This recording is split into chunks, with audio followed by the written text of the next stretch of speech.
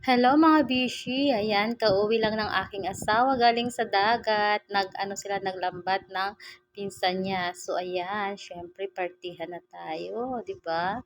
Salamat naman sa Diyos at may nakuha sila kahit papano dahil may pang-ulam na kami. Fresh from the sea. Ayan, o 'di ba? Bibilhin mo pa ba yan? Samantalang napakamahal ngayon ng kilo ng isda. Halos dito sa amin is nasa 200 pesos na yung isang kilo. Yung malalaking isda. Yung maliliit naman halos nasa 150, 160, 180. So, napakalaking pasasalamat sa ating Panginoon sa biyayang binigay niya sa amin. Dahil alam niyo, napakamahal ng isda ngayon dito. 200 per kilo guys, yung mga malalaki. At itong maliliit naman is nagre-range siya ng 150 to 160.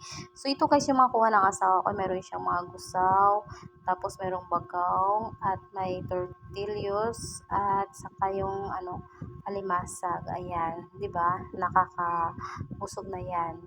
Hindi mo na kailangang maghanap pa ng ulam mo kasi nga basta masisipag ka magpunta ng dagat is may pang-ulam ka talagang makukuha.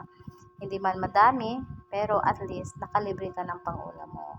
So, salamat talaga sa ating Panginoon sa biyayang ito at sa aking asawa at pinsan niya na napakasipag magpunta ng dagat para may maihahin kami sa aming hapagkainan na libre. Ayan. Thank you, Lord. Ayan, guys. Oh, kuha nila. Malalaki siya at matataba. Siyempre, mayroon din silang alimasag. Ayan, tignan mo. Di man madami, pero masarap at libre.